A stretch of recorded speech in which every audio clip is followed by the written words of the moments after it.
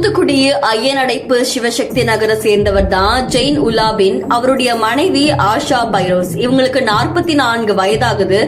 இவங்களுடைய கணவர் இறந்த நிலையில இவங்க அவங்களுடைய மகனான முகமது குலாம் காதர் அப்படின்றவரோட வசிச்சுட்டு வந்திருக்காங்க. இந்த நிலையில இவங்களுடைய வீட்டுல இருந்து துர்நாற்றம் ஒண்ணு வீசுறதா அந்த பகுதி மக்கள் புகார் ஒண்ணு தெரிவிச்சிருக்காங்க.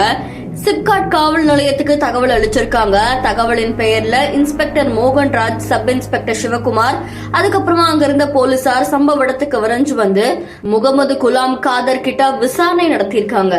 அப்போ 2ஆம் தேதி அவங்களுடைய தாயான ஆஷா பைரோஸ் இறந்துட்டதாகவும் இதனால உறவினர்கள் யாரும் இல்ல அப்படின்னு சொல்லி தன்னுடைய தாயுடைய உடலை வீட்டுக்குள்ளேயே குழி தோண்டி புதைச்சிட்டதாகவும் தெரிவிச்சிருக்காரு.